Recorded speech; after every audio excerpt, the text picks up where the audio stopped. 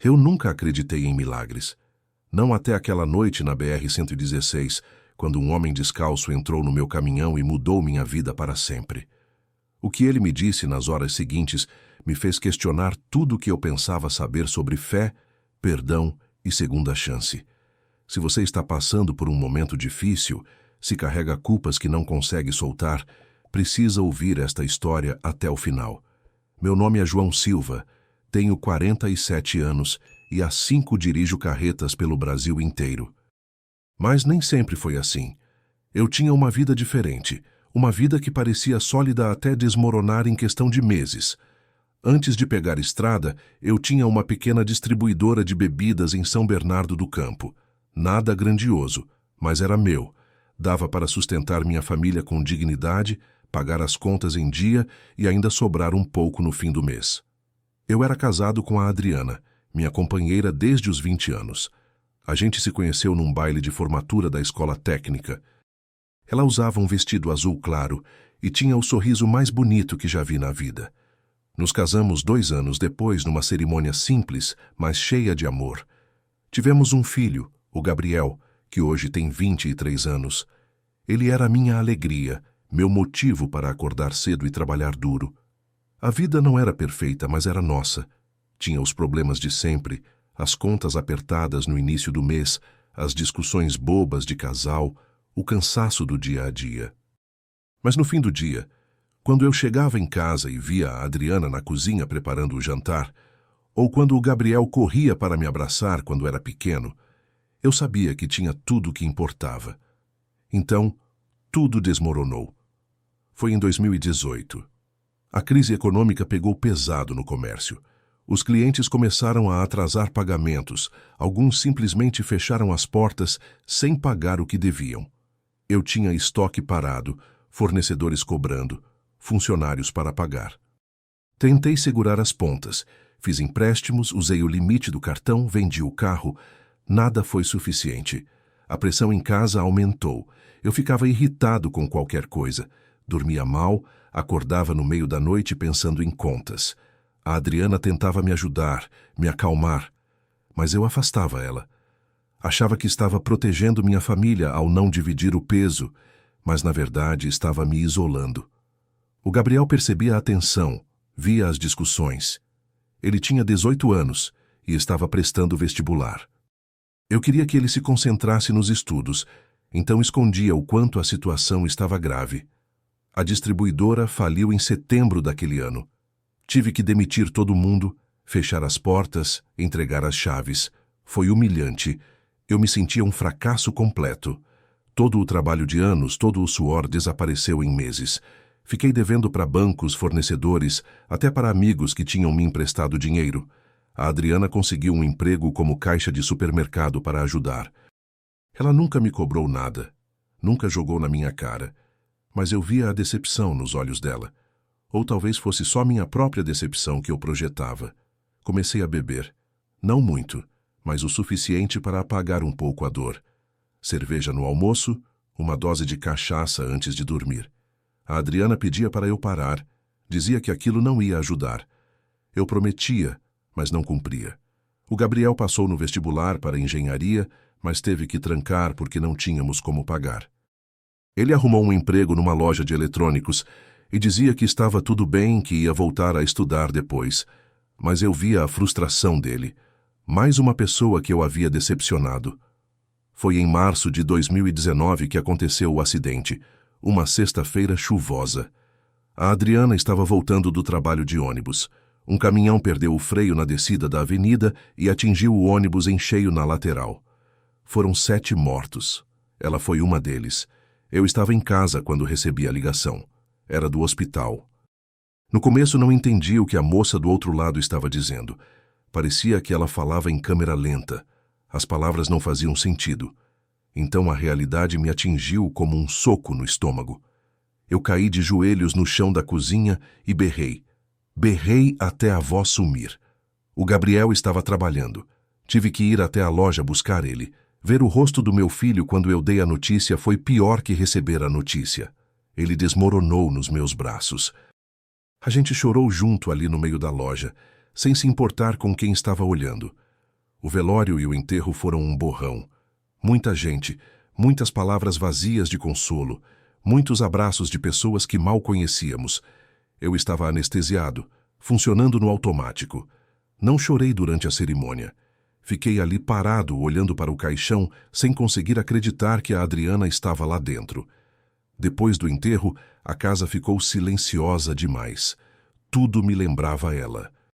O perfume que ainda estava no banheiro, as roupas no guarda-roupa, a caneca preferida dela na cozinha. Eu não conseguia ficar ali. Saía para caminhar sem rumo, voltava tarde da noite. Evitava estar em casa acordado. O Gabriel também estava destruído, mas eu não sabia como ajudá-lo. Não sabia como ajudar a mim mesmo, quanto mais meu filho. A gente mal conversava. Ele se trancava no quarto, eu ficava na sala assistindo televisão, sem prestar atenção em nada. A casa virou um depósito de dor e silêncio. 3 meses depois do acidente, um amigo me ofereceu trabalho como motorista de caminhão. Ele tinha uma transportadora e precisava de gente. Eu nunca tinha dirigido carreta, mas ele disse que me ensinava. Eu aceitei na hora. Não pelo dinheiro, mas pela chance de fugir. Fugir da casa, das memórias, da culpa que me consumia. Porque sim, eu me sentia culpado. Culpado por ter deixado a Adriana pegar ônibus sozinha naquele dia de chuva. Culpado por não ter conseguido manter a empresa, por ter falhado como provedor. Culpado por todas as vezes que fui frio com ela nos últimos meses, por todas as discussões, por todas as noites que escolhi a garrafa em vez da companhia dela. Culpado por estar vivo enquanto ela estava morta. O Gabriel não entendeu minha decisão de pegar estrada. Ele achou que eu estava abandonando ele também. Tivemos uma discussão feia. Ele gritou que eu sempre fugia dos problemas, que eu era um covarde, que a mãe dele merecia coisa melhor. Eu não rebati, porque ele estava certo. Mesmo assim, peguei a estrada. Aprendi a dirigir carreta, tirei a habilitação especial e em poucos meses já estava fazendo rotas longas. São Paulo para Rio, São Paulo para Belo Horizonte, às vezes até para o sul ou nordeste. Quanto mais longe, melhor. A vida na estrada é solitária, e era exatamente isso que eu queria.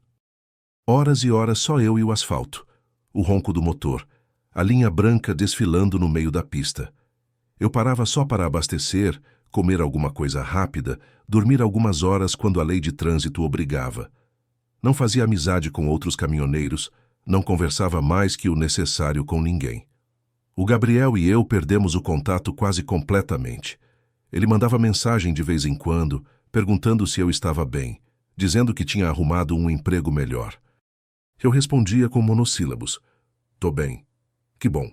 Cuida-te. Ele desistiu de tentar depois de um tempo. Não o culpo. Eu dirigia no automático, comia no automático, vivia no automático, não pensava no futuro, não tinha planos, não tinha sonhos. Só cumpria a rota, entregava a carga, pegava outra rota. A dor continuava ali, mas pelo menos na estrada eu conseguia ignorá-la um pouco. Ou achava que conseguia. À noite, quando parava em algum posto ou área de descanso, a solidão era ensurdecedora. Eu ficava na boleia olhando pela janela, vendo outros caminhoneiros conversando, rindo, alguns ligando para a família. Eu não tinha ninguém para ligar. Não tinha ninguém esperando por mim. Às vezes pensava em simplesmente não voltar, seguir dirigindo até o fim do país, até o fim do mundo, até desaparecer. Foi nesse estado de espírito que cheguei naquela noite de quinta-feira, 14 de novembro de 2024. Eu estava vindo de São Paulo com destino ao Rio, carregado com peças automotivas. Eram 2 da manhã. A BR-116 estava praticamente vazia naquele trecho entre Queluz e Resende. Apenas alguns poucos caminhões e um carro ou outro. O clima estava abafado, uma daquelas noites em que parece que vai chover, mas a chuva não vem. Eu estava cansado. Tinha saído de Guarulhos às 7 da noite anterior e dirigido quase sem parar. Meus olhos ardiam, as costas doíam, mas eu queria chegar logo ao destino para descarregar e pegar outra rota de volta. A estrada estava escura naquele trecho. Poucos postes, muitas curvas, subidas e descidas. Eu conhecia bem aquele caminho. Já tinha feito dezenas de vezes. Estava no piloto automático, pensando em nada específico, só seguindo as placas e mantendo o caminhão na faixa. Foi no quilômetro 87, logo depois de uma curva fechada, que eu vi um homem andando no acostamento. Isso em si não era tão estranho. Vez ou outra você vê gente na estrada, seja pedindo carona, seja porque o carro quebrou, seja porque é maluco mesmo. Mas havia algo diferente nesse homem que me fez diminuir a velocidade instintivamente. Primeiro, ele estava descalço. Segundo, usava roupas muito simples, uma calça de brim velha e uma camisa branca meio gasta.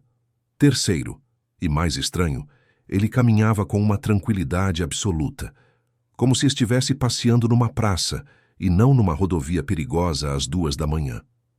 Eu já estava passando por ele quando, sem pensar muito, pisei no freio. O caminhão foi parando aos poucos até ficar completamente parado uns 20 metros à frente. Não sei por que fiz aquilo. Não era meu costume parar para ninguém.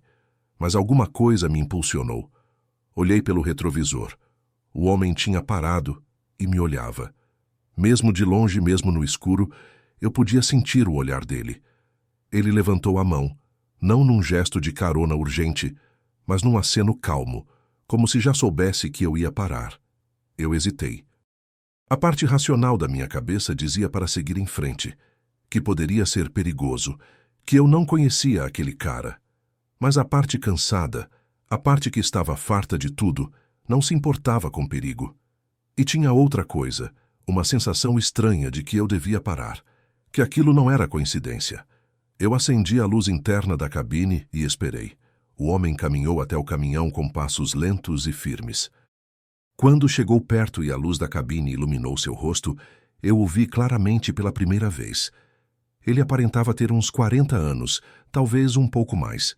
Cabelo castanho médio, não muito comprido, mas também não curto, meio bagunçado. Barba por fazer de uns dias. Rosto magro, mas não doente, com linhas de expressão ao redor dos olhos. Pele morena do sol. Mas o que mais chamou a atenção foram os olhos. Eram escuros, profundos, e tinham uma serenidade que eu nunca tinha visto em ninguém. Não era a serenidade de quem está dopado ou louco. Era a paz de quem sabe exatamente onde está e para onde vai. Ele bateu de leve na porta. Eu abri. "Precisa de ajuda?" perguntei, minha voz rouca de tanto tempo sem falar com ninguém. "Estou indo para o rio", ele disse simplesmente. A voz era calma, suave, mas tinha peso. "Você pode me dar uma carona?" "Seu carro quebrou?" perguntei, olhando em volta, mas não havia nenhum veículo parado. "Não tenho carro", ele respondeu. "Estou a pé." "A pé? De onde você veio?" "De longe", ele sorriu levemente. "Mas não tão longe quanto você pensa." Essa resposta estranha deveria ter me alertado, mas em vez disso, me intrigou. Eu dei de ombros. "Pode subir. Também vou para o rio." "Obrigado, João", ele disse, já colocando a mão na maçaneta para subir. Eu gelei. "Como você sabe meu nome?" Ele parou, ainda com a mão na porta, e me olhou. "Está escrito na sua camisa", apontou. Olhei para baixo. Droga.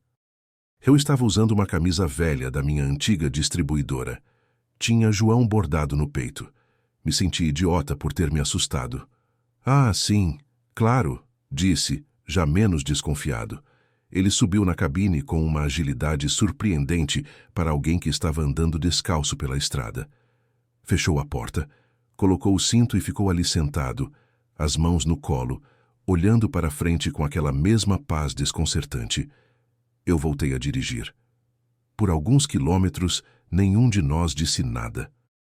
Eu não sabia o que falar, e ele parecia completamente confortável com o silêncio. Eu o observava pelo canto do olho de vez em quando. Ele não mexia no celular como todo mundo faz. Não tinha celular, aliás. Não tinha bolsa, mochila, nada. Só ele e suas roupas simples. "Você não tem medo de andar sozinho pela estrada de madrugada?" Perguntei eventualmente, mais para quebrar o silêncio do que por curiosidade real. "Medo do quê?" Ele me olhou. "Sei lá. Bandidos, gente maluca, acidente." "A gente só deve temer aquilo que pode destruir nossa alma, João. O resto é temporário." Aquela resposta me pegou de surpresa. Não era o tipo de coisa que você espera ouvir de um andarilho aleatório na estrada. Soou quase filosófico ou religioso. Você é padre ou coisa assim? Perguntei. Ele riu. Era uma risada suave, genuína. Não, mas aprendi algumas coisas andando por aí. Você anda muito por aí? Bastante. Vou onde sou necessário. Outra resposta estranha.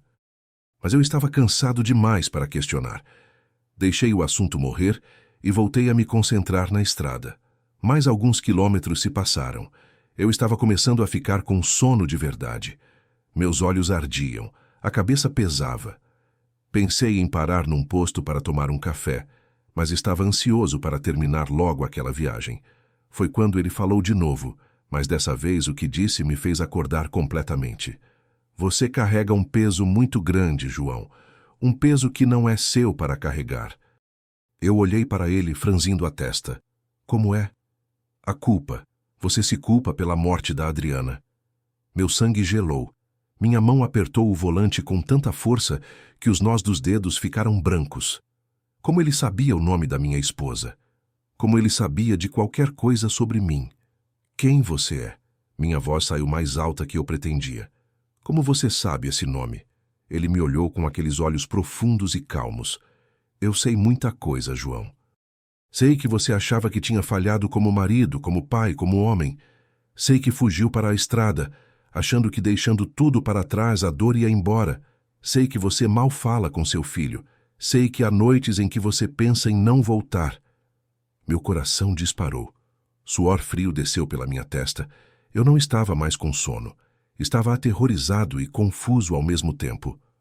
Você me investigou? Você é algum tipo de detetive? Alguém mandou você? Ninguém me mandou, e eu não investiguei nada. Eu só vejo. Vejo a dor que você esconde.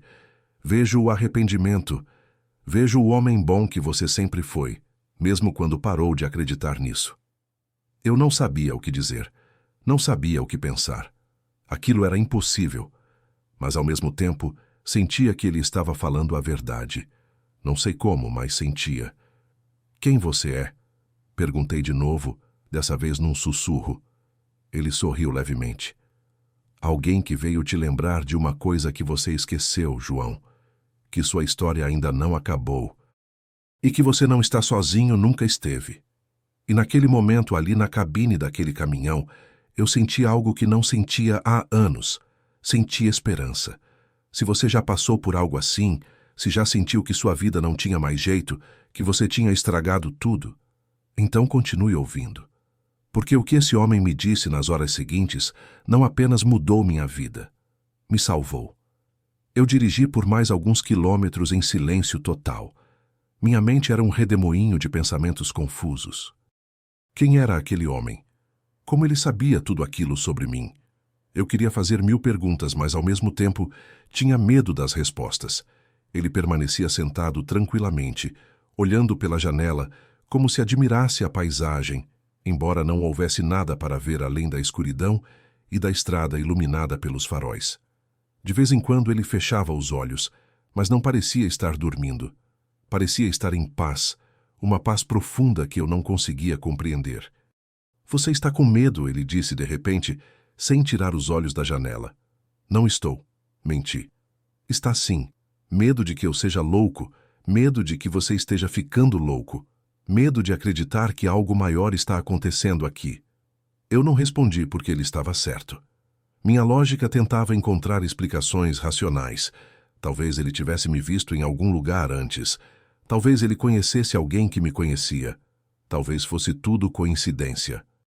Mas no fundo eu sabia que nada disso fazia sentido. Eu não vim aqui para te assustar, João. Ele continuou, agora me olhando. Vim para te mostrar algo que você esqueceu de ver. O quê? Minha voz saiu baixa.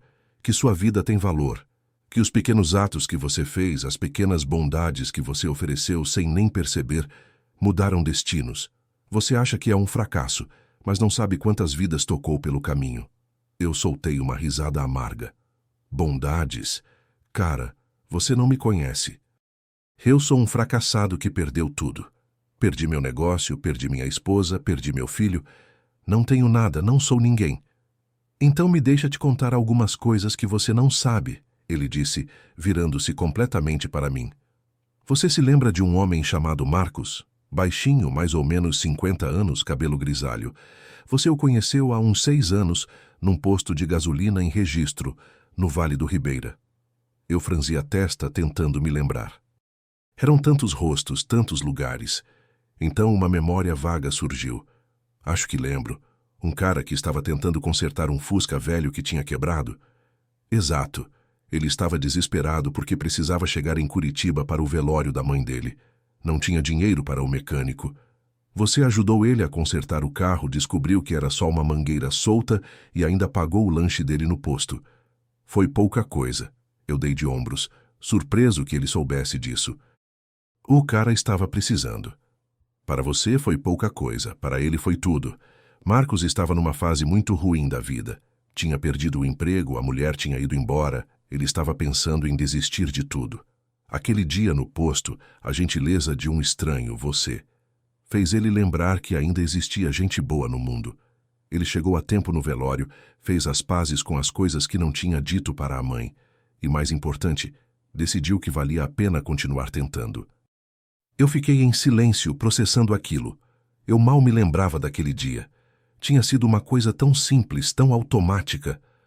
Hoje o Marcos tem uma pequena oficina mecânica em Curitiba, continuou o homem. Ele emprega 3 pessoas. Uma delas é um jovem que estava envolvido com drogas e crime e que o Marcos tirou dessa vida. Esse jovem hoje tem uma filha, estuda à noite, quer ser engenheiro. Tudo começou porque você parou para ajudar um estranho num posto de gasolina. Senti um aperto no peito. Como você sabe de tudo isso? Eu sei, ele disse simplesmente. Você quer ouvir mais? Eu queria e não queria ao mesmo tempo, mas assenti com a cabeça. 3 anos atrás, numa noite chuvosa em São José dos Campos, você viu uma família numa perua velha parada no acostamento. O pai tentava trocar o pneu debaixo de chuva. A mãe estava com 2 crianças pequenas dentro do carro. Essa eu lembrava melhor. Parei para ajudar. O macaco do carro estava quebrado. Emprestei o meu, ajudei o cara a trocar o pneu. E quando você viu que eles estavam molhados e com frio, deu para eles um cobertor que você tinha na cabine e 2 garrafas de água. Eles tinham crianças pequenas, eu disse, como se aquilo explicasse tudo. Qualquer um faria o mesmo. Mas qualquer um não fez. Vários caminhões e carros passaram por ele sem parar. Você parou. Aquele pai se chama Roberto. Ele estava voltando de uma entrevista de emprego que não tinha dado certo. Estava desanimado, questionando se conseguiria sustentar a família.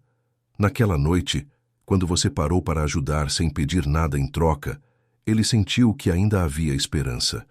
Uma semana depois, ele conseguiu outro emprego. Hoje ele é supervisor numa fábrica e suas 2 filhas estão na escola. Minha garganta estava apertada. Eu não sabia o que dizer. Quer mais um? Ele perguntou gentilmente. Não sei se aguento, eu admiti. Só mais um então. Um jovem frentista num posto em Lorena. Ele tinha uns 19 anos, magro, tímido. Você parava sempre naquele posto quando fazia a rota São Paulo-Rio. Lembra dele? Eu lembrava vagamente. O garoto que sempre limpava o para-brisa, mesmo quando eu não pedia? Esse mesmo. O nome dele é Rafael. Numa dessas vezes que você parou faz uns 4 anos, você percebeu que ele estava com o olho roxo. Você perguntou se ele estava bem. Ele disse que sim, mas você insistiu. Ele acabou contando que o padrasto batia nele e na mãe. Agora eu me lembrava melhor. Tinha sido uma conversa rápida enquanto o tanque enchia. O garoto tinha se aberto comigo, talvez porque eu era um estranho e ele não tinha mais ninguém para conversar. Você deu seu número de telefone para ele, continuou o homem. Disse que se ele precisasse de ajuda, qualquer coisa era só ligar. Você até ofereceu emprestar dinheiro se ele quisesse sair de casa. Ele nunca ligou, eu disse. Não, não ligou, mas guardou seu número. E só de saber que tinha alguém, um estranho que se importou o suficiente para oferecer ajuda, deu a ele coragem para denunciar o padrasto. O homem foi preso. Rafael e a mãe conseguiram recomeçar. Hoje ele está fazendo faculdade de administração, trabalha durante o dia e estuda à noite. Ele ainda tem seu número guardado no celular. Diz que você foi o primeiro homem que mostrou para ele que nem todo homem é violento. As lágrimas começaram a descer pelo meu rosto sem que eu pudesse controlar. Eu limpei rapidamente com as costas da mão, tentando manter a concentração na estrada. Eu não fiz nada demais. Minha voz saiu embargada. Foram só conversas, pequenas ajudas. Exatamente. Foram pequenas coisas. Mas, João, são as pequenas coisas que constroem o mundo. Um tijolo sozinho não é nada, mas milhares de tijolos constroem uma catedral. Você foi o tijolo que segurou outras vidas quando elas estavam desabando. Eu precisava parar. Não conseguia dirigir chorando daquele jeito. Vi uma área de descanso à frente e entrei, estacionando o caminhão no canto mais afastado. Desliguei o motor e por um momento ficamos apenas sentados ali no silêncio, só o som da minha respiração pesada e alguns grilos do lado de fora. Por que você está me contando tudo isso? Perguntei finalmente. Por que você precisa saber? Você vive achando que sua vida foi um desperdício, que você falhou em tudo, mas não sabe que enquanto achava que estava falhando, estava salvando outras pessoas. E sabe por quê? Porque mesmo no seu pior momento, mesmo quando você estava destruído por dentro, você não perdeu sua humanidade. Você não ficou duro. Você continuou vendo o sofrimento dos outros e fazendo alguma coisa, mesmo que pequena. Eu enterrei o rosto nas mãos. As lágrimas não paravam. Era como se uma represa tivesse se rompido dentro de mim. Todos aqueles anos de dor, de culpa, de solidão, saindo de uma vez. Eu não salvei ninguém. Eu soluçava. Não salvei minha esposa. Não salvei meu casamento. Não salvei meu negócio. Não salvei minha relação com meu filho. Falhei em tudo que importava. Senti uma mão no meu ombro. Era a mão dele, firme, mas gentil. João, olha para mim. Eu levantei o rosto. Minha visão estava embaçada pelas lágrimas, mas eu podia ver seus olhos. Aqueles olhos profundos e calmos que pareciam ver através de mim. Você não falhou com a Adriana, ele disse com firmeza. A morte dela não foi sua culpa. Foi um acidente. Você não dirigia o caminhão. Você não tinha como saber. Você não tinha como impedir. Mas eu podia ter estado com ela, eu disse. Podia ter ido buscá-la no trabalho. Podia ter. Podia ter. Ele me interrompeu suavemente. Você vive num mundo de podia ter, mas a verdade é que você não tinha como saber o que ia acontecer. Ninguém tem. A vida não vem com avisos. Se viesse, a Adriana teria ficado em casa naquele dia. Mas não é assim que funciona. Então por que eu me sinto tão culpado?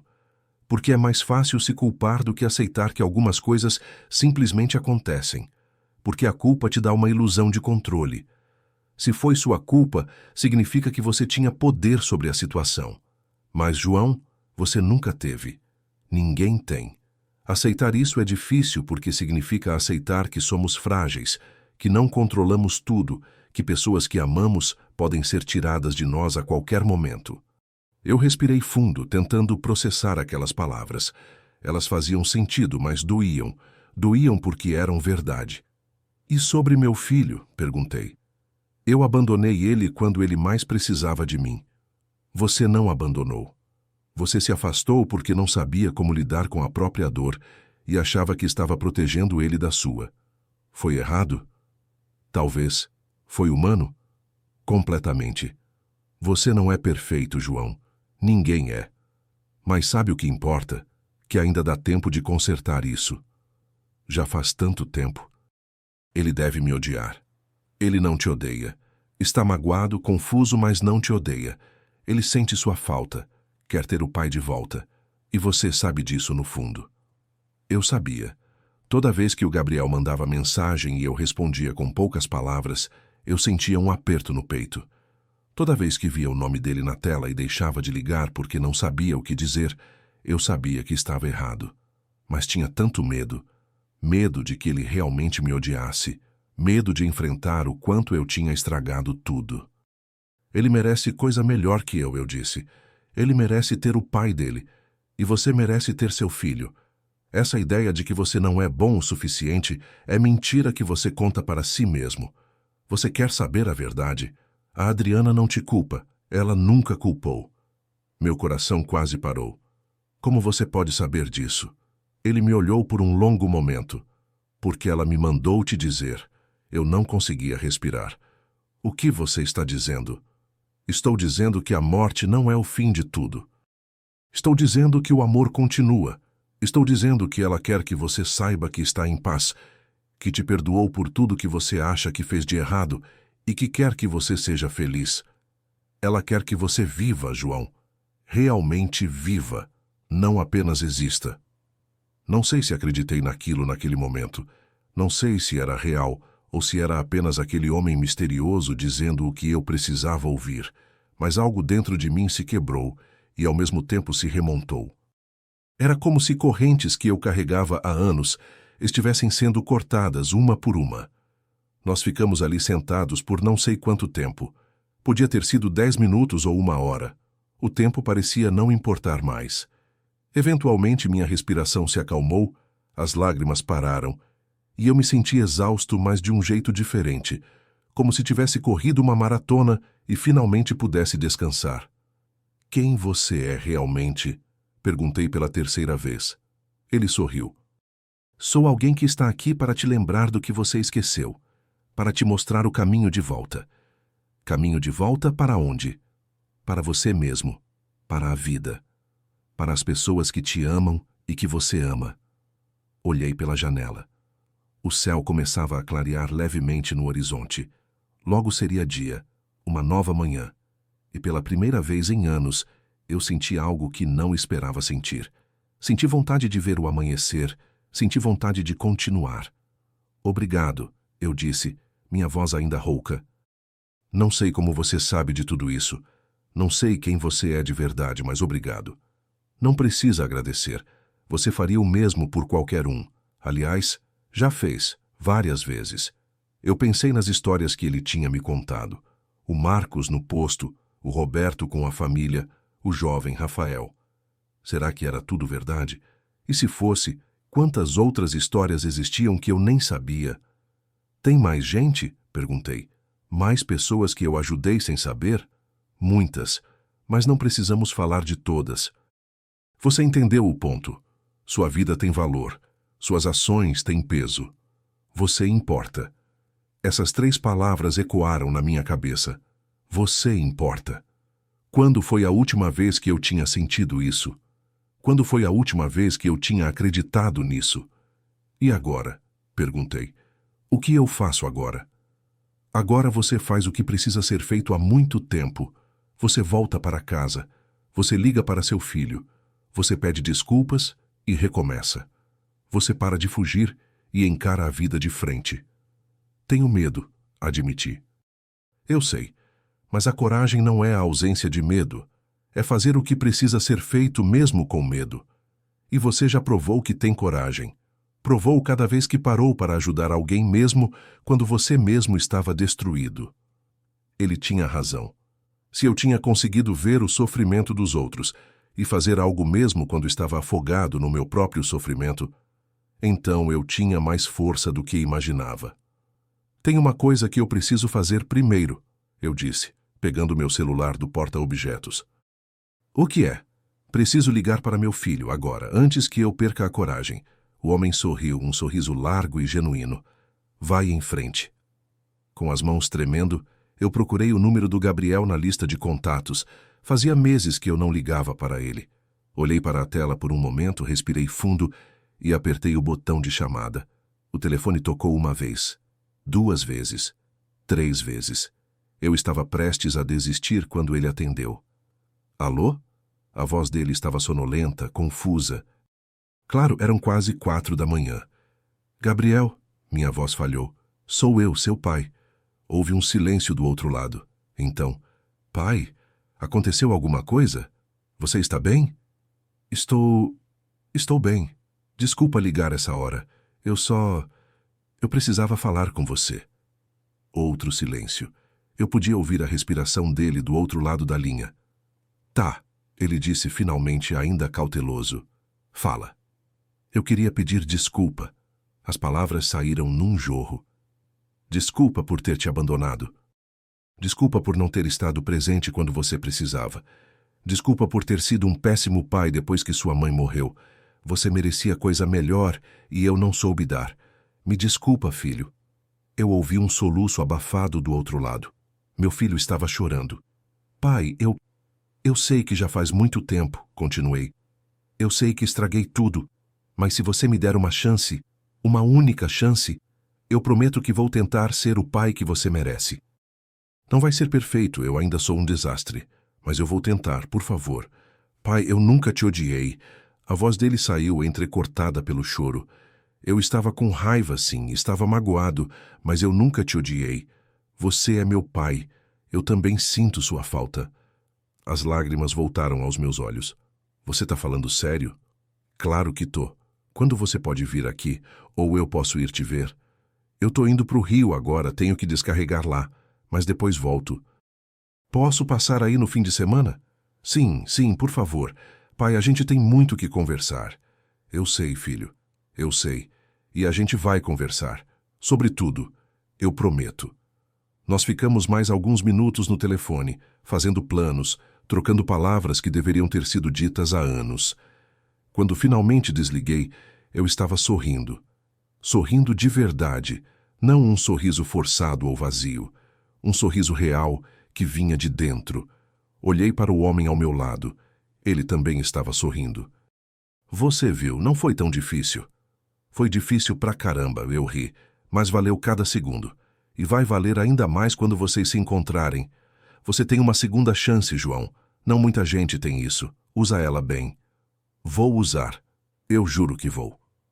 Naquele momento, sentado na cabine do meu caminhão numa área de descanso da BR-116, com um estranho misterioso ao meu lado, eu senti algo que não sentia havia 5 anos. Senti esperança de verdade. Senti que talvez, só talvez, minha vida ainda pudesse ter significado, que eu ainda pudesse ser feliz. Se você está ouvindo essa história e está passando por alguma coisa difícil, se está carregando culpas que não te deixam viver, eu quero que você saiba de uma coisa. Não é tarde demais. Nunca é tarde demais para recomeçar, para pedir perdão, para tentar de novo. Deus sempre deixa uma porta aberta, sempre tem um caminho de volta. Você só precisa ter coragem de dar o primeiro passo. Eu liguei o motor do caminhão de novo. Ainda tínhamos estrada pela frente e histórias a serem vividas. E eu tinha a sensação de que aquela noite estava apenas começando. Voltamos para a estrada com o céu começando a clarear no horizonte. Aquela conversa com meu filho tinha mudado algo fundamental dentro de mim. Era como se um nó que estava apertado no meu peito há anos tivesse finalmente se soltado. Eu conseguia respirar mais fundo, sentir o ar entrando e saindo dos pulmões de um jeito que parecia novo. O homem ao meu lado permanecia em silêncio, mas não era um silêncio desconfortável. Era o tipo de silêncio que existe entre pessoas que se entendem sem precisar falar. Eu olhava para ele de vez em quando pelo canto do olho, ainda tentando entender quem ele era, como sabia de tudo aquilo. Mas as perguntas não vinham mais carregadas de medo. Vinham de curiosidade genuína. Você tem fome? Perguntei depois de alguns quilômetros. Tem um restaurante bom daqui a uns 20 minutos. Comida caseira, aquelas marmitas grandes. Posso te pagar um café da manhã. Ele sorriu. Aceito. Mas deixa eu pagar o meu. Você já fez muito por muita gente. Como você vai pagar se não tem dinheiro? Perguntei, lembrando que ele não tinha carteira, mochila, nada. Sempre dou um jeito, ele disse simplesmente. Chegamos ao restaurante quando o sol já estava nascendo de verdade. O lugar era simples, um daqueles pontos de parada para caminhoneiros com estacionamento grande, banheiros, alguns quartos para quem precisava dormir. O cheiro de café fresco e pão na chapa invadiu o caminhão assim que abrimos as portas. Entramos juntos. Alguns caminhoneiros já estavam lá, tomando café, conversando alto, reclamando de estrada e de frete. A dona do lugar, Dona Maria, uma senhora gordinha de uns 60 anos, me cumprimentou com aquele sorriso largo de quem conhece todo mundo. João, quanto tempo, menino? Pensei que tinha esquecido da gente. Nunca, Dona Maria, só estava correndo muito. Trouxe um amigo hoje. Ela olhou para o homem ao meu lado. Seu sorriso vacilou por um segundo, como se ela tivesse reconhecido alguma coisa nele, mas logo voltou ao normal. Seja bem-vindo. Senta aí que já trago o café. Nos sentamos numa mesa perto da janela. O homem olhou ao redor com aquela mesma serenidade de sempre, como se estivesse absorvendo tudo, cada detalhe, cada pessoa. Você vem aqui sempre? Ele perguntou. Vinha. Fazia essa rota toda semana antes. Depois que a Adriana morreu, comecei a evitar os lugares que a gente conhecia juntos. Ela veio aqui comigo algumas vezes, quando eu ainda tinha a distribuidora e fazia entregas pessoalmente. E como é estar aqui agora? Pensei por um momento. Diferente. Antes doía demais lembrar. Agora ainda dói, mas é uma dor diferente. Uma dor que não me paralisa, sabe? Sei. É a diferença entre dor que destrói e dor que transforma. Uma te enterra, a outra te faz crescer. Dona Maria trouxe 2 canecas enormes de café com leite, pão na chapa com manteiga e 2 marmitas fumegantes com arroz, feijão, ovo frito e bife. Comida de verdade para começar o dia direito, ela disse, piscando. Começamos a comer. Eu estava faminto, não tinha percebido. Não lembrava quando tinha sido a última refeição de verdade. O homem comia devagar, mastigando cada garfada com atenção, como se estivesse saboreando não só a comida, mas o momento inteiro. Posso te fazer uma pergunta? Falei entre uma garfada e outra. Pode. Por que eu? Por que você apareceu justamente para mim naquela estrada? Ele terminou de mastigar antes de responder. Porque você estava pronto, porque chegou o momento, porque havia pessoas esperando que você voltasse para a vida e você precisava de um empurrão. Mas você conhece minha história toda. Sabe de coisas que ninguém deveria saber. Como? João, existem coisas nesse mundo que a lógica não consegue explicar. Você pode passar o resto da vida tentando entender como eu sei o que sei, ou pode simplesmente aceitar que há mistérios e usar o que aprendeu para viver melhor. O que você prefere? Eu pensei nisso. Parte de mim queria respostas concretas, explicações racionais.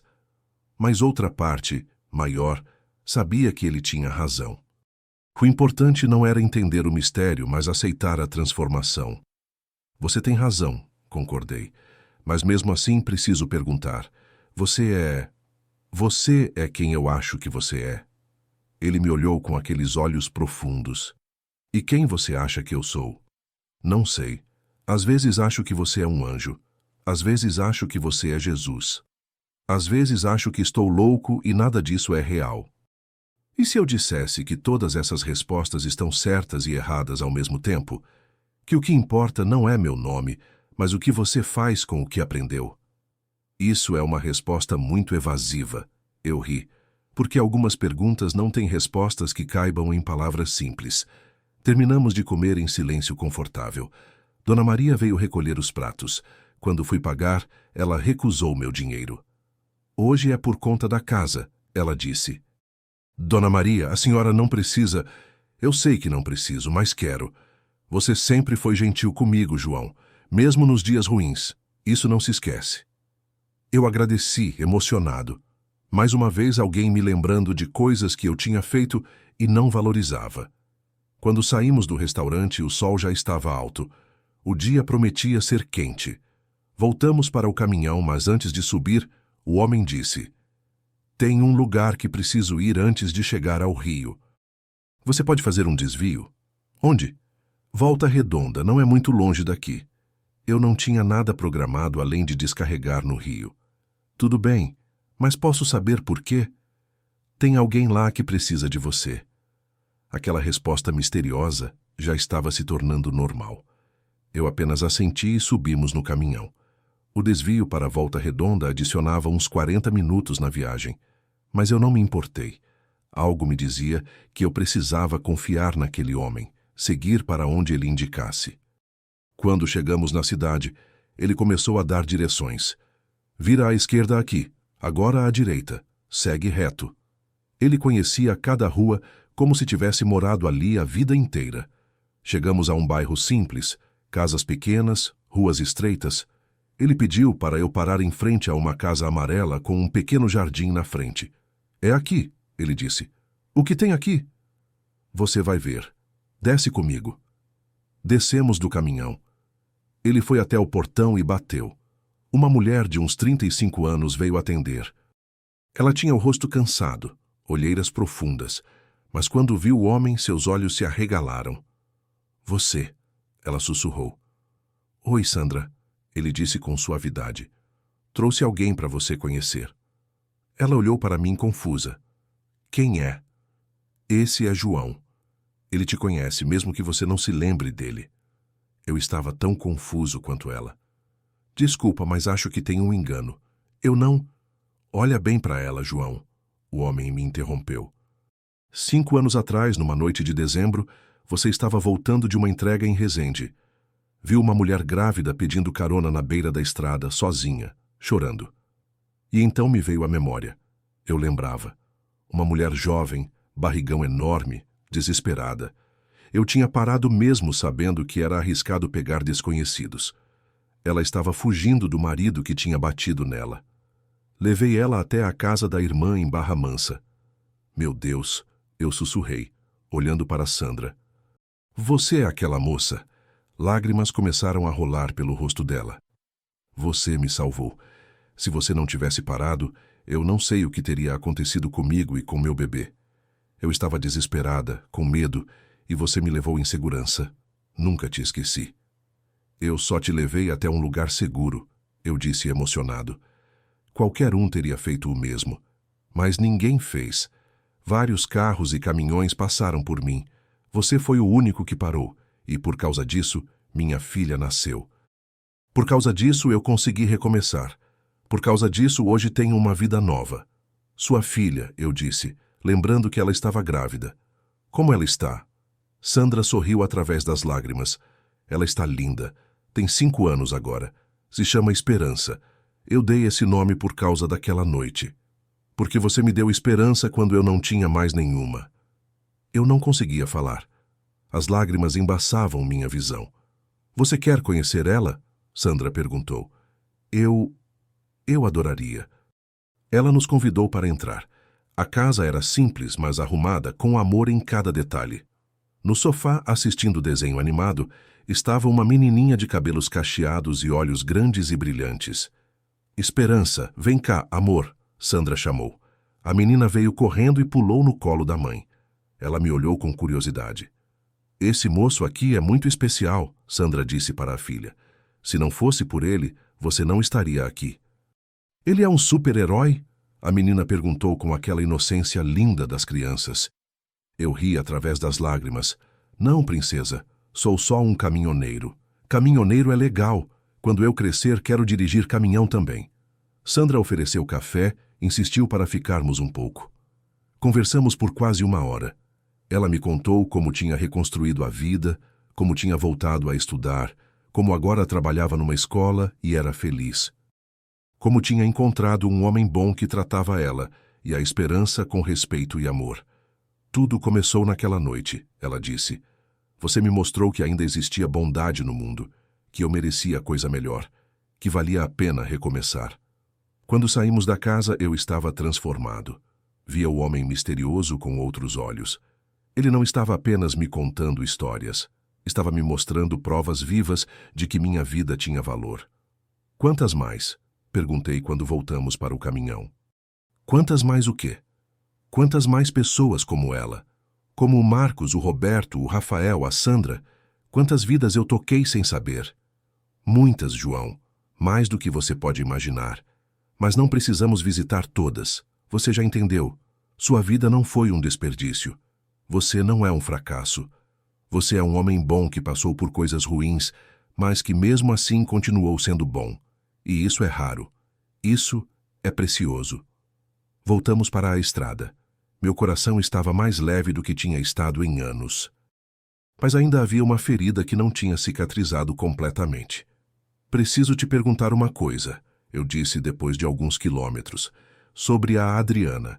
Você disse que ela me mandou uma mensagem, que ela não me culpa. Como você pode saber disso?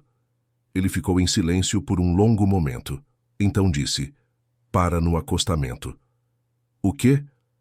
Para o caminhão. Agora. Eu obedeci, confuso. Parei no acostamento e olhei para ele, esperando uma explicação. Abre o porta-luvas, ele disse. Por quê? Só abre. Com as mãos tremendo, abri o porta-luvas. Dentro havia os papéis do caminhão, alguns recibos velhos, canetas, uma lanterna, nada de especial. Olha embaixo dos papéis, ele instruiu. Removi os papéis e lá, no fundo do porta-luvas, vi algo que me fez parar de respirar. Um envelope amarelo, velho, com meu nome escrito na letra da Adriana. Isso não estava aqui, eu disse, minha voz tremendo. Eu conheço esse caminhão de cabo a rabo. Isso não estava aqui. Estava. Sempre esteve. Você só não estava pronto para ver. Com as mãos tremendo violentamente, peguei o envelope. Estava lacrado. Abri devagar, como se fosse desintegrar nas minhas mãos. Dentro havia uma carta, 2 páginas escritas à mão, com a caligrafia que eu conhecia tão bem. Comecei a ler. Meu amor, se você está lendo isso, é porque algo aconteceu comigo. Eu escrevi esta carta há alguns meses e escondi aqui porque precisava que você soubesse algumas coisas, só por precaução. A vida é frágil, João. A gente nunca sabe quando vai ser a última vez. Primeiro quero que você saiba que eu te amo. Sempre amei, desde o dia que te conheci no baile até hoje. O amor não acabou só porque tivemos tempos difíceis. Amor de verdade não acaba assim. Eu sei que você está se culpando. Conheço você. Sei que está carregando o peso de tudo nas costas, achando que falhou comigo, com o Gabriel, com a vida. Mas, João, você não falhou. Você tentou o seu melhor. Sempre tentou. E isso é tudo que alguém pode fazer. A empresa que faliu não foi sua culpa. A economia que quebrou não estava nas suas mãos. Você lutou até não poder mais. Eu vi. Eu estava lá. E nunca, nem por um segundo, te amei menos por causa disso. As discussões que tivemos? Todos os casais discutem, especialmente quando estão sob pressão. Mas no fim do dia, eu sempre soube que você me amava. Você mostrava de tantas formas pequenas, no café que fazia de manhã, no jeito que cobria meu pé quando eu dormia, no sorriso torto quando eu fazia piada ruim. Essas coisas importam mais que palavras bonitas. Eu quero que você viva, João. Realmente viva. Não fique preso no passado, na culpa, no e se. Cuida do nosso filho. Ele precisa de você. E você precisa dele. Vocês dois têm um ao outro. Não desperdicem isso. E por favor, se permite ser feliz de novo. Se um dia você encontrar alguém, não sinta culpa. Eu vou estar em paz, onde quer que eu esteja. O amor não é egoísta. Amor quer que a pessoa amada seja feliz, mesmo que seja com outra pessoa. Você é um homem bom, João Silva, melhor do que você mesmo acredita, e eu tive sorte de passar minha vida ao seu lado. Te amo para sempre, Adriana PS. Lembra daquela música que a gente dançou no nosso casamento? Nunca te contei, mas sempre que você chegava em casa, eu cantarolava ela baixinho. Era minha forma de agradecer por ter você. Quando terminei de ler, eu estava soluçando. Não conseguia mais me controlar. A carta caiu no meu colo e eu cobri o rosto com as mãos, deixando tudo sair. Anos de dor, de culpa, de arrependimento, tudo vazando através das lágrimas. Senti a mão do homem no meu ombro, firme e reconfortante. Ela te perdoou, João. Na verdade, não havia nada para perdoar. Ela sempre te amou e sempre vai amar. Esse amor não morreu com ela. Ele continua. Está aqui. Ele tocou meu peito. Dentro de você. Não sei quanto tempo fiquei ali chorando. Podia ter sido minutos ou horas. Quando finalmente consegui me recompor, me senti diferente. Mais leve. Como se tivesse carregado uma montanha nas costas e finalmente a tivesse colocado no chão. Como essa carta chegou aqui? Perguntei, minha voz rouca. Ela sempre esteve aqui. A Adriana escondeu no porta-luvas do seu carro velho, aquele que você tinha antes do caminhão. Quando você vendeu o carro e transferiu as coisas para o caminhão, transferiu a carta também, sem perceber. Ela ficou embaixo dos papéis todos esses anos, esperando o momento certo para ser encontrada. E o momento certo foi agora. Foi. Você não estava pronto antes. Teria lido com culpa, com desespero. Agora você consegue ler com amor, com aceitação. Ele estava certo. Se eu tivesse encontrado essa carta 1 ano atrás, 2 anos atrás, teria me destruído ainda mais. Mas agora, depois de tudo o que tinha acontecido naquela noite, eu conseguia receber as palavras dela como o presente que eram. Um presente de perdão, de amor, de liberdade. Obrigado, eu disse para o homem, por tudo, por ter aparecido, por ter me mostrado essas coisas, por ter me ajudado a encontrar essa carta. Obrigado. Você não precisa me agradecer, só precisa viver, viver de verdade, honrar a memória da Adriana vivendo a vida que ela queria que você vivesse. Isso é o melhor agradecimento. Dobrei a carta com cuidado e coloquei no bolso da camisa, perto do coração. Ela ficaria ali, sempre. Voltei a dirigir. O rio estava cada vez mais perto, e eu estava cada vez mais perto de me tornar quem eu deveria ter sido sempre.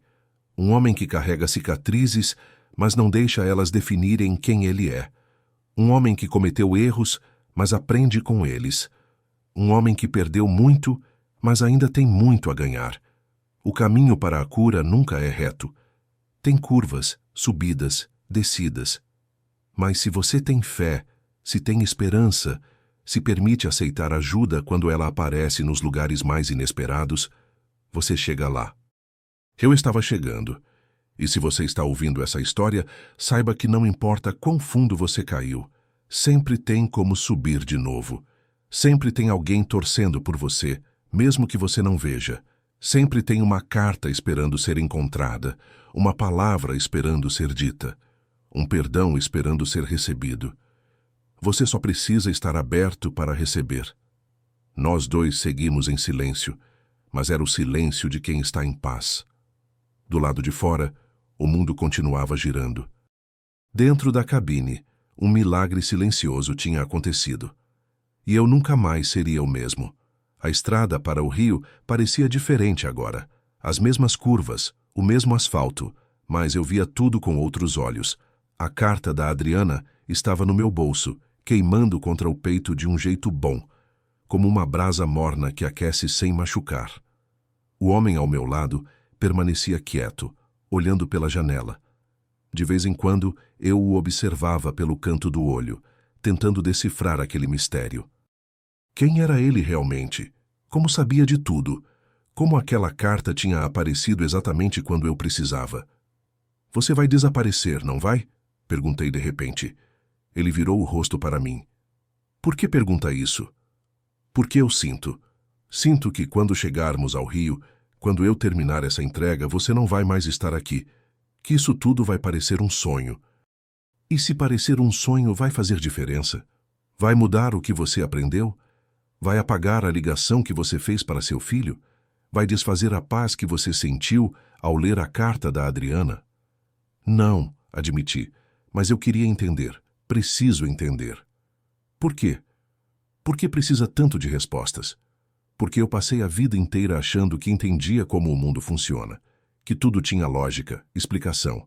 E você aparece do nada, sabe coisas impossíveis, me mostra coisas que não deveriam existir. Isso mexe com tudo que eu achava que sabia. Ele sorriu. Isso é ruim? Pensei por um momento. Não. Assustador, mas não ruim. João, às vezes a gente precisa perder a certeza para ganhar fé. Precisa aceitar que nem tudo se explica, que existem mistérios que são maiores que nossa capacidade de compreender, e que tudo bem, não precisamos entender tudo para aceitar o presente que é oferecido. Então você não vai me dizer quem você é? Eu já te disse. Sou alguém que veio te lembrar do seu valor, te mostrar o caminho de volta. Isso não é suficiente? Suponho que tenha que ser. Dirigimos mais um pouco em silêncio. O sol já estava alto no céu, forte, típico de novembro. O trânsito começava a ficar mais intenso conforme nos aproximávamos da região metropolitana do Rio. Tem um lugar que preciso te levar antes da sua entrega, ele disse de repente. Outro? O último, te prometo. Onde? Nova Iguaçu. Conhece a Catedral de São João? Conheço de passar, nunca entrei. Hoje você vai entrar.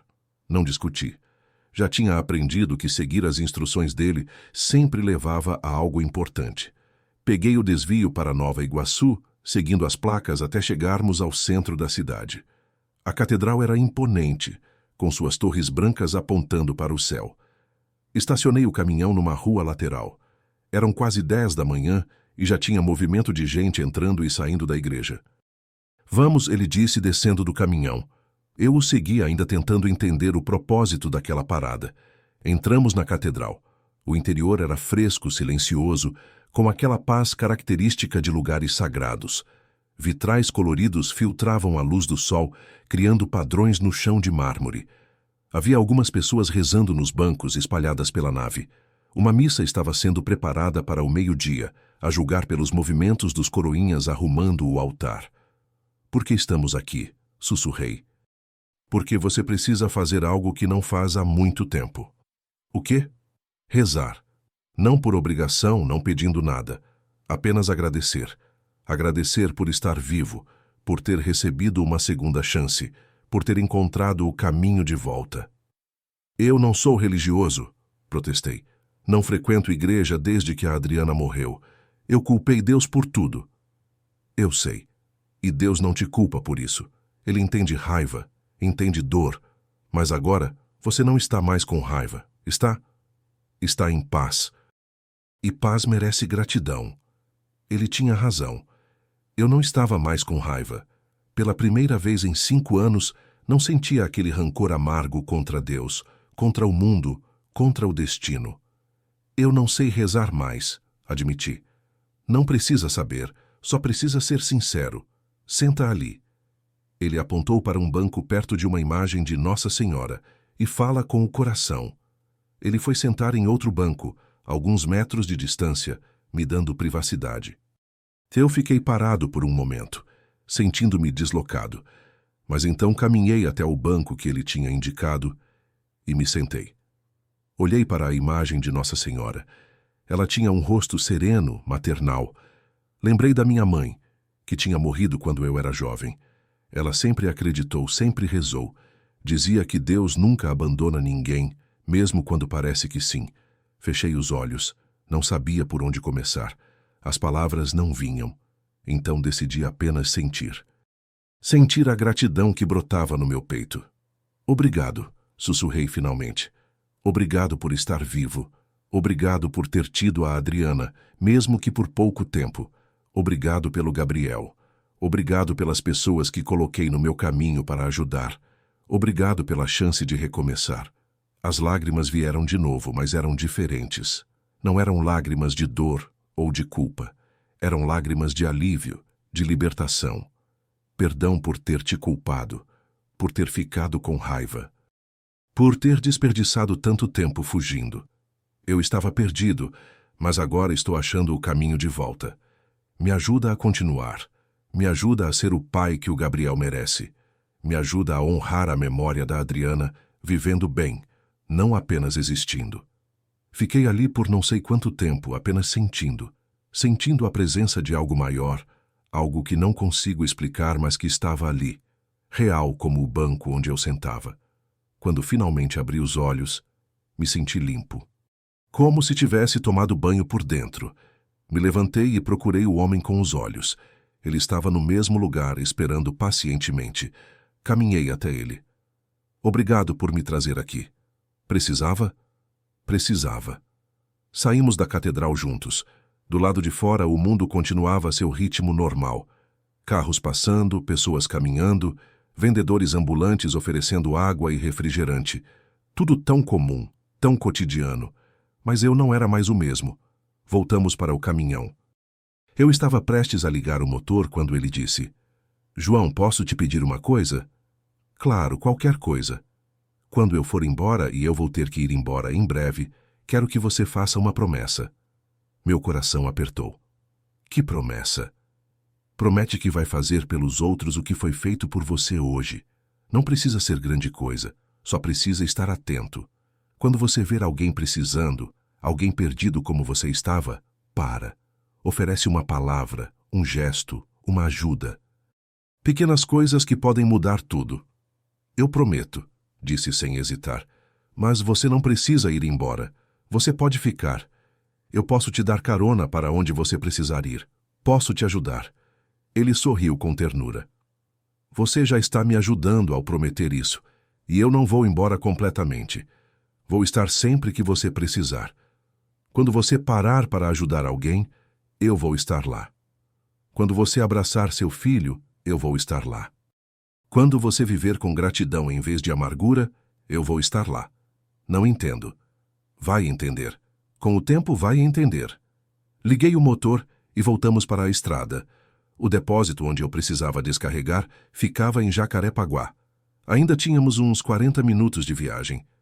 Posso te perguntar uma última coisa? Falei. Pode. A carta da Adriana era real?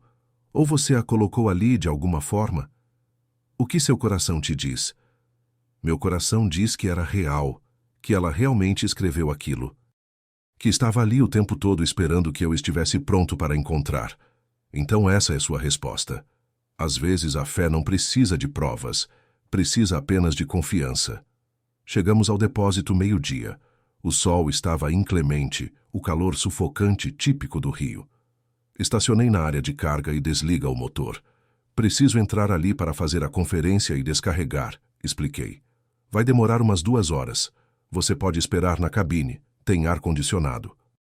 Ou se quiser, tem uma lanchonete ali na frente. Vou dar uma volta, ele disse, aproveitar o dia.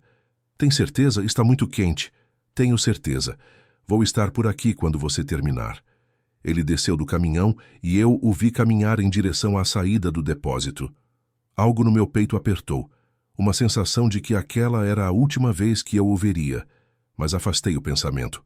Entrei no depósito e fiz todo o processo de descarregamento. A conferência, a assinatura dos papéis, a espera enquanto o pessoal tirava as caixas do baú. Tudo demorou quase 3 horas, não 2 como eu tinha estimado. Quando finalmente terminei e voltei para o caminhão, olhei ao redor procurando o homem. Não o vi por lugar nenhum.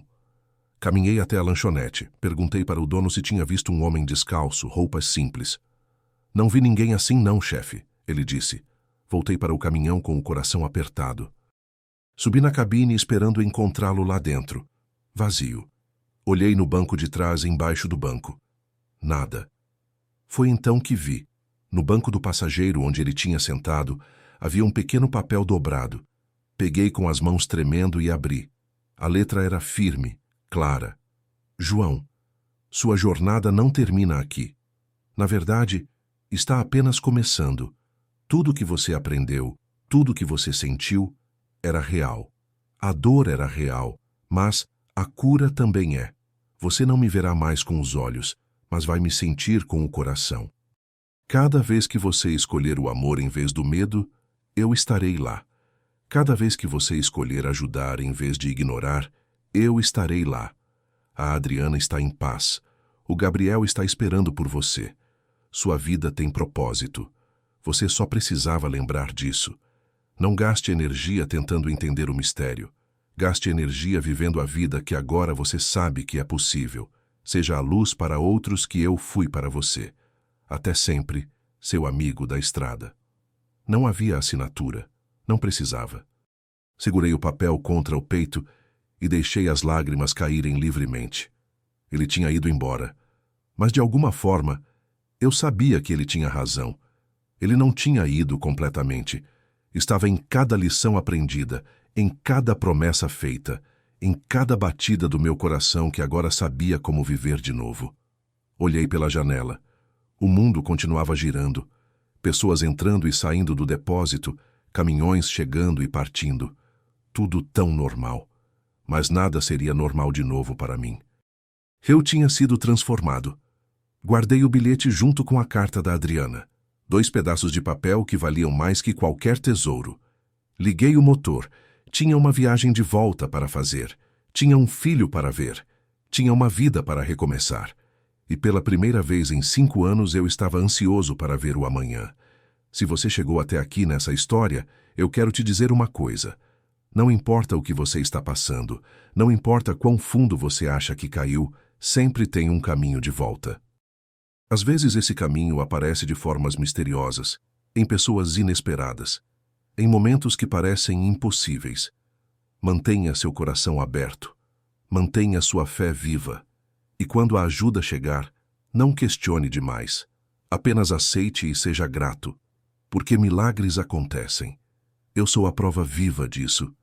A viagem de volta para São Paulo foi a mais longa e, ao mesmo tempo, a mais rápida da minha vida.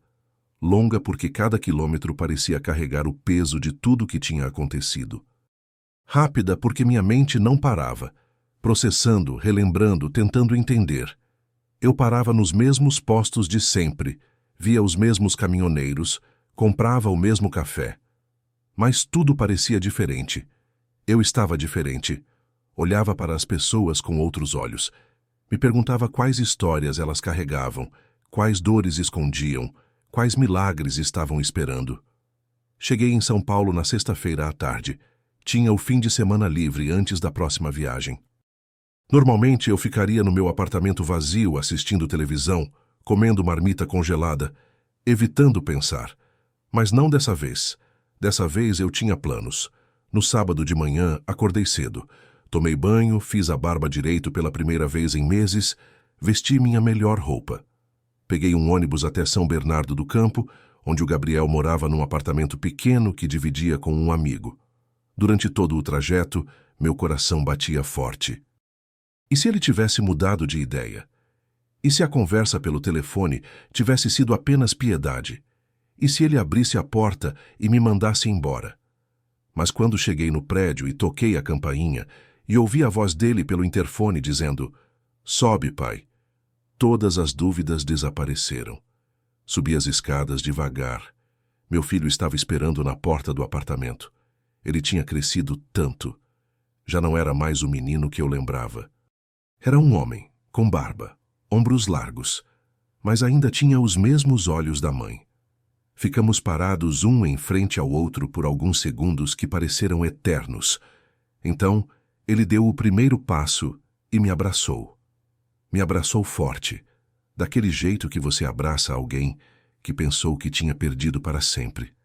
Eu abracei de volta, sentindo o cheiro do cabelo dele, o calor dele, a presença dele. Meu filho, meu menino, que eu tinha abandonado quando ele mais precisava de mim. "Desculpa, filho", eu disse, a voz embargada. "Desculpa por tudo." "Eu também peço desculpa, pai. Eu disse coisas horríveis naquele dia que você foi embora. Você tinha razão em tudo que disse." "Não, não tinha. Eu estava com raiva, com dor, e joguei tudo em você. Mas eu também falhei. Eu também me fechei. A gente perdeu a mãe e, em vez de se apoiar, a gente se afastou." Entramos no apartamento.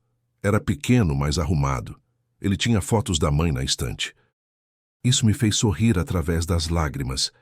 "Você se parece tanto com ela", eu disse. "As pessoas sempre dizem isso. Mas eu tenho seus olhos, sabia? A mãe sempre dizia que eu tenho seus olhos." Sentamos no sofá e conversamos. Conversamos como não conversávamos há anos. Ele me contou sobre o emprego novo, sobre a namorada que tinha, sobre os planos de voltar a estudar. Eu contei sobre a vida na estrada, sobre a solidão, sobre como tinha me perdido. E então contei sobre aquela noite. Sobre o homem na estrada, sobre tudo que ele me mostrou, tudo que ele me disse, sobre a carta da Adriana. O Gabriel me ouviu em silêncio, os olhos arregalados. Quando terminei, ele disse: "Você acha que ele era quem, pai?" "Não sei. Às vezes acho que era um anjo. Às vezes acho que era Jesus. Às vezes acho que era apenas um homem sábio que apareceu no momento certo. Mas sabe de uma coisa? Não importa. O que importa é que ele me salvou. Me mostrou o caminho de volta para mim mesmo e para você." "Posso ver a carta? A carta da mãe?" Tirei do bolso com cuidado. Estava começando a ficar gasta de tanto eu ler e reler. Entreguei para ele. O Gabriel leu em silêncio. Quando terminou, estava chorando. "Eu sinto tanta falta dela." "Eu também, filho. Todos os dias. Mas agora eu entendo que ela não gostaria que a gente desperdiçasse a vida sofrendo. Ela gostaria que a gente vivesse, que a gente fosse feliz. E é isso que eu quero tentar fazer agora, com você, se você me deixar. Claro que eu deixo, pai. Eu quero isso também, quero ter meu pai de volta. Ficamos no apartamento dele o dia inteiro. Pedimos pizza, assistimos futebol na TV, rimos de piadas antigas. Era como se os últimos 5 anos não tivessem existido. Mas tinham existido. E as cicatrizes estavam lá. A diferença é que agora a gente estava disposto a curar junto, em vez de sangrar sozinho. Antes de ir embora, ele me abraçou de novo. Pai, você vai continuar dirigindo o caminhão? Por enquanto, sim. Preciso do dinheiro, preciso pagar as dívidas ainda. Mas estou pensando em coisas diferentes para o futuro. Talvez abrir um pequeno negócio de novo. Algo menor, mais controlável. Não sei ainda. Mas o que eu sei é que agora eu quero viver, não apenas sobreviver. Estou orgulhoso de você, ele disse. Essas palavras me quebraram e me reconstruíram ao mesmo tempo. Eu não achava que merecia o orgulho dele, mas estava determinado a merecer. Nas semanas seguintes, minha vida mudou de formas pequenas, mas profundas.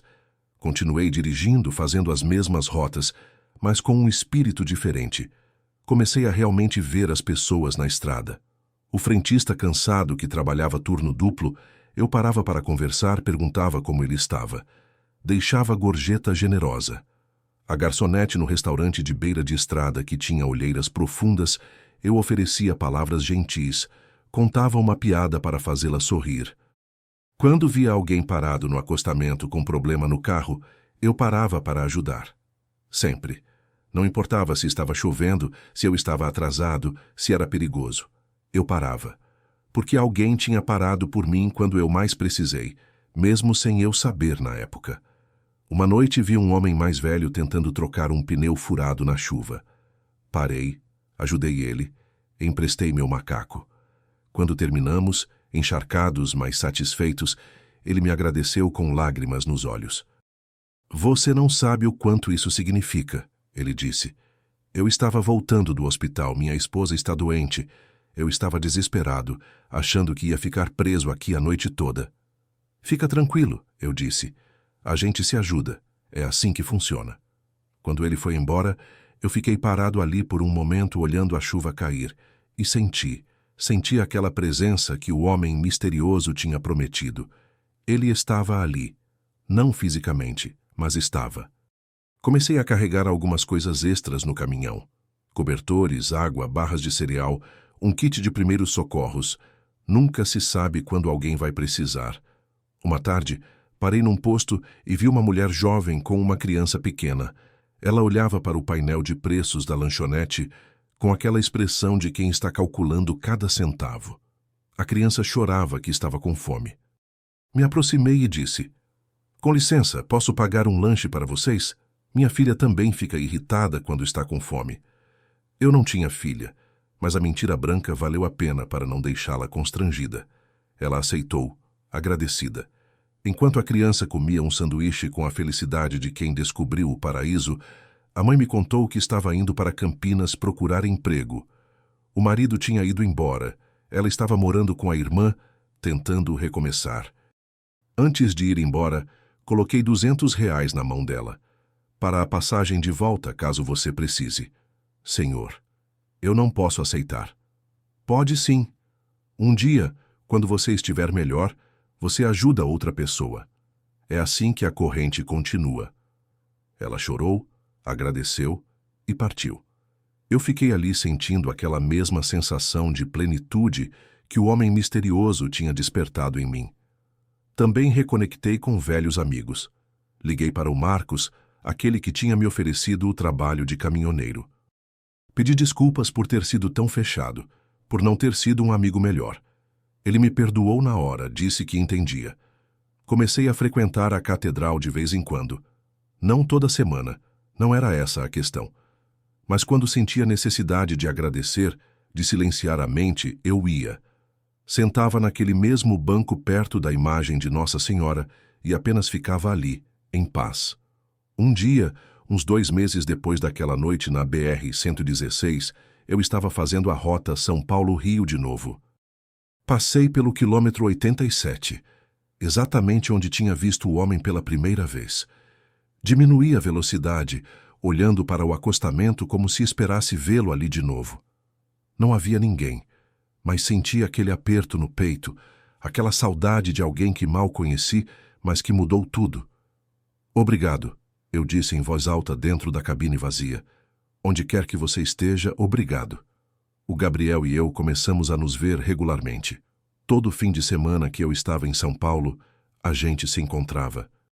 Às vezes era só para almoçar, às vezes para assistir um jogo, às vezes apenas para conversar. Ele me apresentou a namorada, uma moça linda e gentil que claramente o amava muito. Quando vocês vão casar? Brinquei uma vez. Quando eu tiver condições melhores, pai. Quero fazer direito. Seu avô sempre dizia que condições a gente constrói junto. O importante é o amor. Ele sorriu. Está ficando filosófico, pai.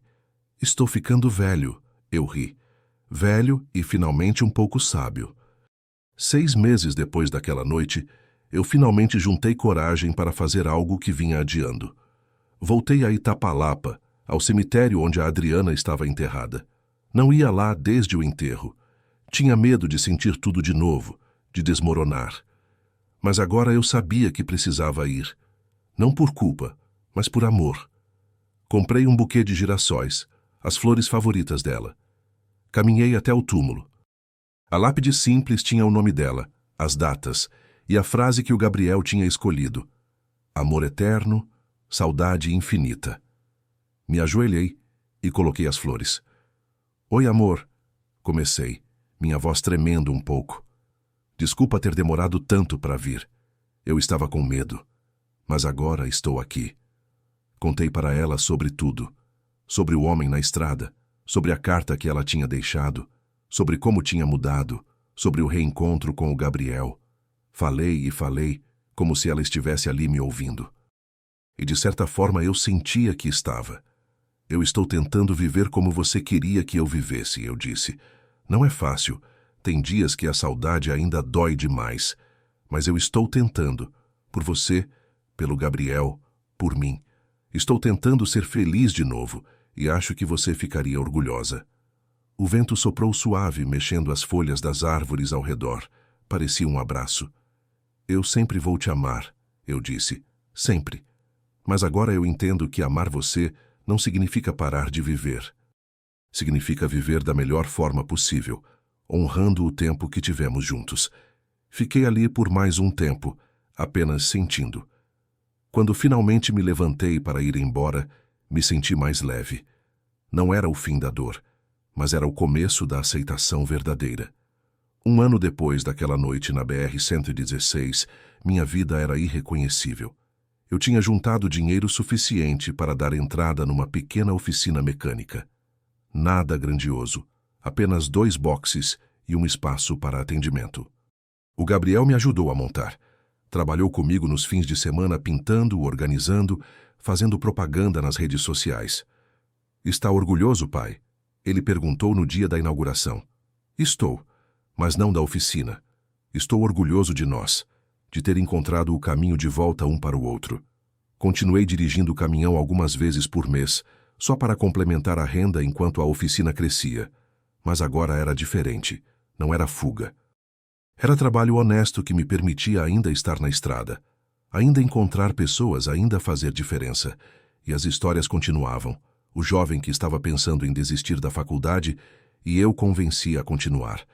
A senhora idosa que teve uma pane e eu não só consertei o carro, mas a levei até em casa porque já estava tarde. O casal de jovens viajantes que estava sem dinheiro e eu paguei o combustível deles. Cada história era uma semente plantada. Cada gesto era uma forma de honrar o que tinha sido feito por mim. Às vezes, quando estava dirigindo sozinho à noite, eu pensava naquele homem. Quem ele era realmente? Eu nunca saberia.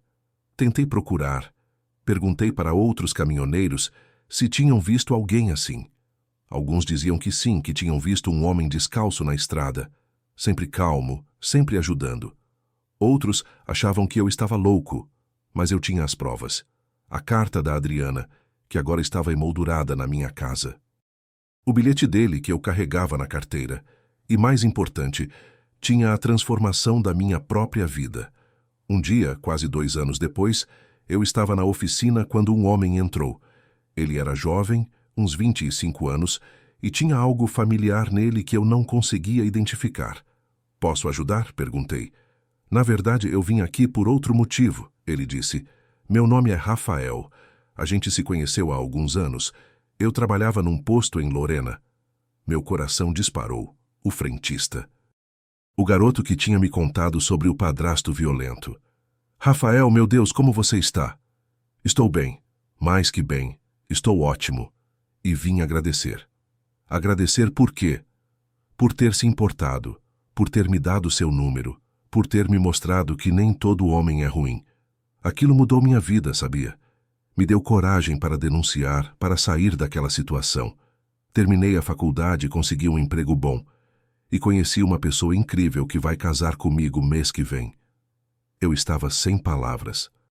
Rafael, eu só fiz o que qualquer um faria. Mas ninguém mais fez, só você. E eu nunca esqueci.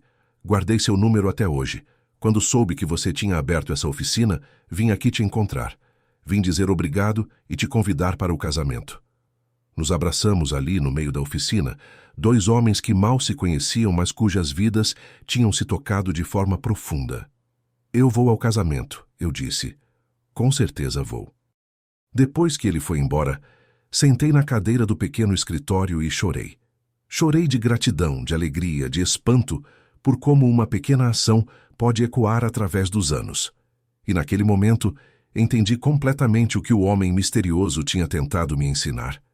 Que não somos ilhas, que cada ação nossa, por menor que seja, cria ondas que se espalham de formas que nunca vamos entender completamente, que o bem que fazemos nunca é desperdiçado, mesmo quando não vemos os frutos imediatamente.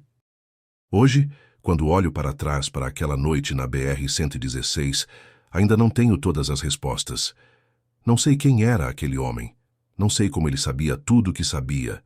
Não sei se foi um anjo, se foi Jesus caminhando pela terra de novo, ou se foi apenas um homem extraordinário com um dom especial. Mas sei que ele salvou minha vida, não me tirando de um acidente ou de uma doença. Me salvou de mim mesmo, me salvou da culpa que estava me matando por dentro. Me salvou do desperdício de continuar apenas existindo em vez de viver. E agora, cada dia que acordo, faço uma escolha consciente. Escolho viver. Escolho ver o bem. Escolho ajudar quando posso. Escolho amar em vez de ter medo. Escolho gratidão em vez de amargura. O Gabriel está noivo agora. Vai casar ano que vem. Me pediu para ser o padrinho. Quando ele me pediu, eu chorei como uma criança. Meu filho, que eu quase perdi, me escolhendo para estar ao lado dele no dia mais importante da vida dele. A oficina está crescendo. Já contratei 2 mecânicos. Um deles é um rapaz que estava desempregado há meses e estava perdendo a esperança. Dei uma chance para ele. Estou tentando ser para outras pessoas o que aquele homem foi para mim. Às vezes, ainda dirijo à noite. Não preciso mais para ganhar a vida, mas faço porque gosto. Gosto da estrada, da solidão que não é mais solitária, das pessoas que encontro. E toda vez que passo pelo quilômetro 87 da BR-116, eu diminuo a velocidade. Olho para o acostamento e agradeço. Se você está ouvindo essa história até o fim, eu quero te deixar com uma última coisa. Não importa onde você está agora, não importa quão perdido você se sente, não importa quantos erros você cometeu ou quanto tempo você desperdiçou. Sempre tem um caminho de volta, sempre tem uma segunda chance, sempre tem esperança.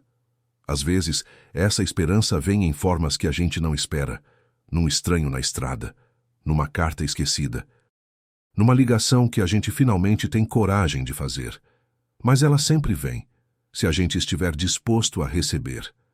E quando você receber sua segunda chance, sua transformação, seu milagre, não guarde só para você. Passe adiante.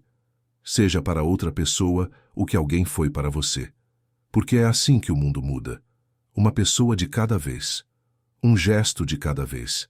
um ato de bondade de cada vez. Eu era um homem morto por dentro, apenas funcionando. Hoje, sou um homem vivo, realmente vivo. E se isso pode acontecer comigo, pode acontecer com qualquer um. Tenha fé. Não necessariamente fé religiosa, embora isso ajude, mas fé na possibilidade de mudança, fé na bondade que ainda existe no mundo, fé em você mesmo e na sua capacidade de recomeçar. Porque você pode. Eu sou a prova viva disso, e se um dia você estiver dirigindo por aí e ver alguém precisando de ajuda, pare. Você nunca sabe. Pode ser apenas uma pessoa comum precisando de uma mão, ou pode ser um anjo testando você. Ou pode ser Jesus caminhando entre nós de novo. Mas no fim não importa. O que importa é que você parou, que você ajudou, que você escolheu o amor. Essa é minha história. A história de como um caminhoneiro perdido encontrou o caminho de volta através de um encontro impossível numa noite na estrada. A história de como as pequenas bondades que fazemos ecoam através do tempo. A história de como nunca é tarde demais para recomeçar. Se essa história tocou seu coração de alguma forma, eu te peço uma coisa. Não, 3 coisas. Primeira, se inscreva nesse canal. Aqui a gente compartilha histórias de fé, de transformação, de milagres que acontecem quando menos esperamos. Histórias que nos lembram que não estamos sozinhos, que há algo maior cuidando de nós. Segunda, deixa seu gostei. Isso ajuda outras pessoas que precisam ouvir essa mensagem a encontrar esse vídeo. Alguém pode estar passando exatamente pelo que eu passei. Alguém pode precisar dessa história hoje. Terceira e mais importante, deixa nos comentários seu nome e o nome de pessoas que você ama, seus familiares, seus amigos, quem você quer que seja abençoado. Vamos fazer uma corrente de oração. Cada nome que for deixado aqui vai receber uma oração, um pensamento positivo, uma energia boa enviada ao universo, porque é isso que fazemos. Nos apoiamos, oramos uns pelos outros, criamos uma rede de amor e fé que se espalha além do que podemos ver. Deus abençoe você que ouviu até aqui. Que Ele ilumine seu caminho como iluminou o meu. Que você encontre seu anjo quando mais precisar. E que você seja o anjo de alguém quando essa pessoa mais precisar. Eu sou João Silva, um ex-caminhoneiro que foi salvo por um encontro impossível. E essa é minha verdade. Até a próxima história. E lembre-se, você nunca está sozinho. Nunca.